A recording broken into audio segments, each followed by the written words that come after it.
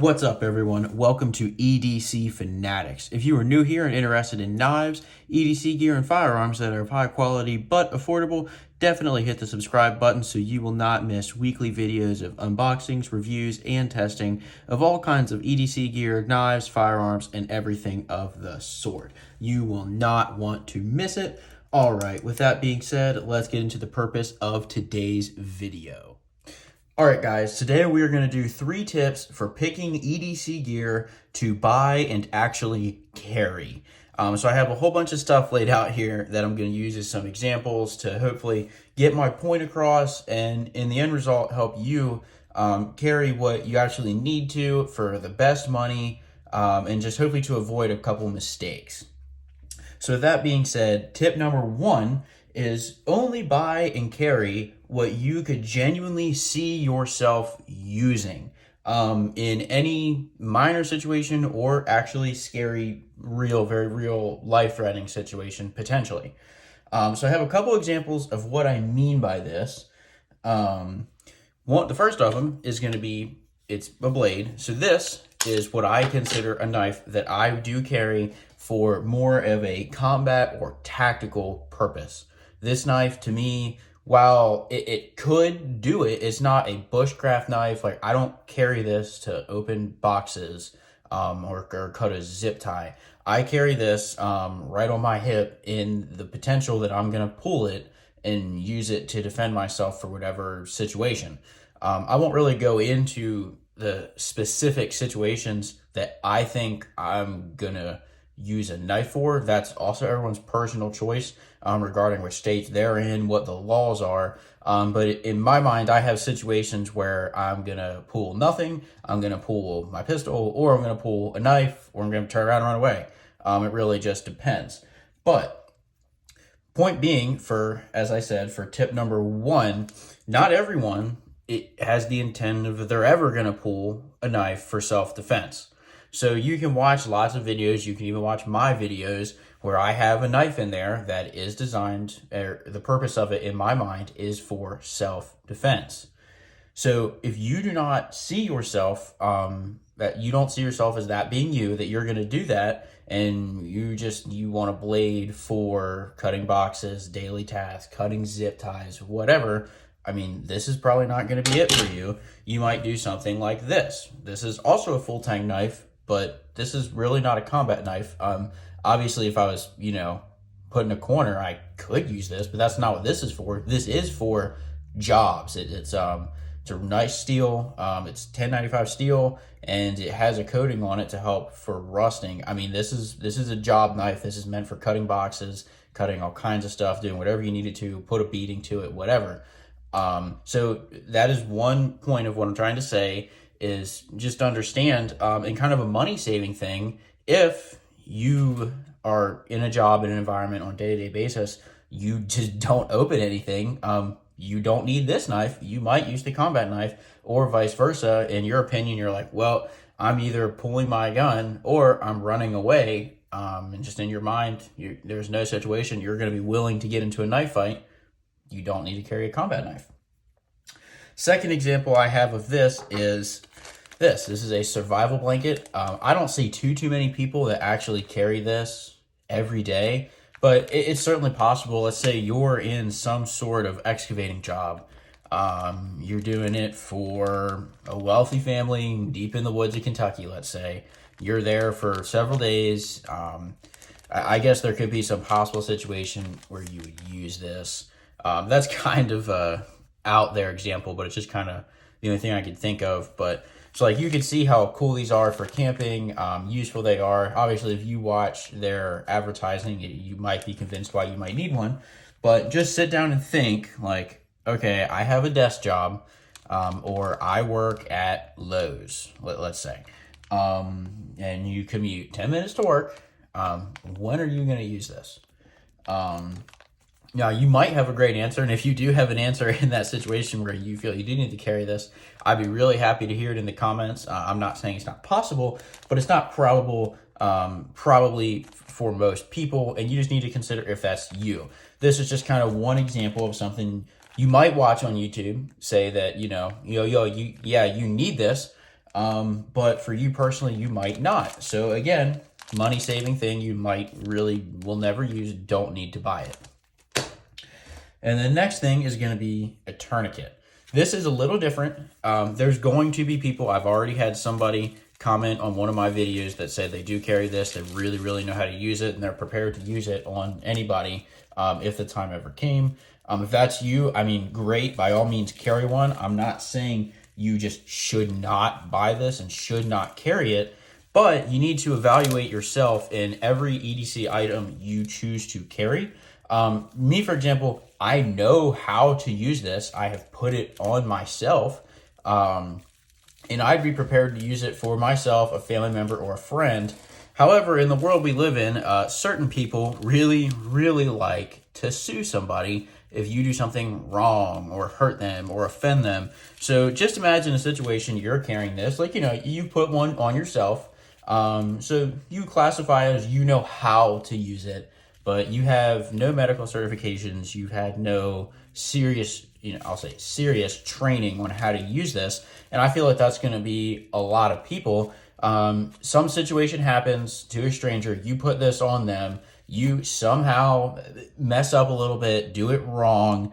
That person, say they survive, here's word from their medical team or whatever that you didn't do something right, and you maybe made their emergency situation worse. Guess what they can do? They can sue you.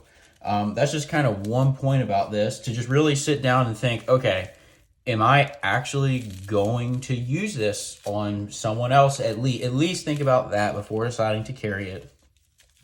And then also, I mean, the only way I'm going to use this on myself, I would obviously pretty much need to be shot or cut. I don't really carry this on my person. I keep one in my car. But this is kind of a controversial one, but it pertains to the argument of only buy and carry what you could genuinely see yourself using. I do not see myself using this on somebody I do not know that could potentially sue me if I do something wrong. So there's that. Tip number 2 is don't follow the crowd. Obviously there is a lot of YouTube out there. I'm sure a lot of articles, all kind of stuff. You probably know somebody else as well that likes to carry some stuff. They might at least carry a gun or whatever. And certainly, listen to others, take others' opinions, watch your YouTube, just do some research, shop around, see what you want to get, don't want to get, kind of evaluate yourself, what your day-to-day life is, and certainly pick out, most likely, the majority of what especially like top YouTube channels are going to say that you need. A lot of it, like a blade, is really going to make sense. However, here's kind of the primary example I have. Obviously, this is a paracord bracelet. I'm sure you could find a ton of videos on my EDC, what I carry, and this is in it, a paracord bracelet. A lot of people carry a paracord bracelet. That's perfectly fine. But my point, which kind of piggybacks back to tip number 1, before you buy one of these, not that they're too expensive, but before you buy one of these and decide to put this on and carry this every single day, can you think of any situation that you're going to be like, uh-oh, I need my paracord? You're going to take this off, disassemble this bracelet in like 10 seconds, and have this paracord, which is really not that much paracord, by the way, ready for use. I mean, if one of you guys watching this knows how to take this paracord completely apart in like 10 seconds, ready for use, and then also put it back together so it has more than one use, let me know in the comments. I'd be really happy to hear how you do that. But yeah, so this is kind of a don't follow the crowd. I would say the crowd, a lot of people who's like, they're EDC people, they really like to carry it. They're like, well, of course I carry an EDC paracord bracelet. I like EDC.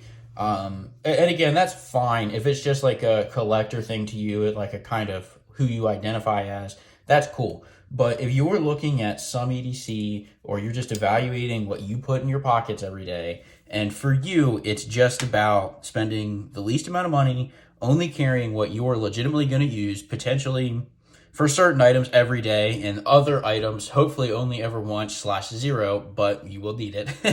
I mean, I just don't, me personally, I don't see how I'm going to use this. Do I keep paracord in my car? Sure, that makes more sense to me. And it's actually a, 200 yards of or 200 feet of paracord, excuse me, not a little bracelet.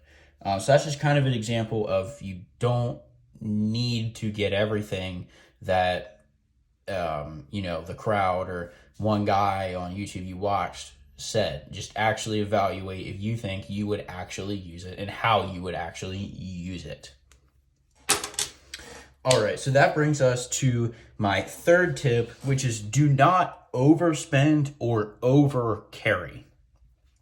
I have a couple examples of this. First being I could use the pistol, and really it's not really about the pistol itself for this, but actually my example is the holster. So this is a minimalist holster, so kind of the don't over carry. This works for me. This is not an expensive holster. It was about $35. It's not the absolute best holster I have ever used, and depending on the situation, what I'm getting into, I have other ones that I will carry, but as far as price, size, it works. I don't need to buy anything else, especially for this pistol, for me carrying.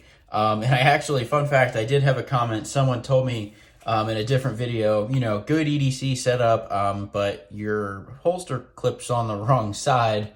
For me, it's on the correct side. I'm left-handed, and this is for inside the waistband. Just thought that was funny. That actually got commented out a couple hours ago. But yeah, so that's kind of my first example. You don't need to overspend on certain things. If you do some good research or give some stuff a try, this was a good find for me. I believe I just got this at the regular retail store. Inexpensive, like I said, and it works. I did not overspend on the holster that I used for my main everyday carry. Another item that you could overspend on, and you might kind of be carrying a little more than you really need, would be something like this. So this is the Leatherman Wave. Before I continue, I obviously highly recommend Leathermans. I think they're awesome. They work really well. I think they're worth the money, even though they are expensive. But you can see this is a big tool. There's a lot on this tool. I think there's 4 different blades, strong pliers, screwdriver, scissors. There's several other tools in here, bottle opener, a couple other things. There's a lot on this tool, and it's heavy duty, and it's big, and it's heavy. This might be over carrying for you, depending what your type of work is. You might only need this. This kind of has the bare minimums. It has a blade on it. It has pliers, so it'll do. But for you, this might be all you need. And obviously, this Leatherman Wave costs a lot more than this. This is a Gerber. I'm not exactly sure what this model is because it's the Bear Grylls edition, but it's kind of like the Gerber Squirt. But so that's just another example of you do not need to overspend. You don't need to over carry.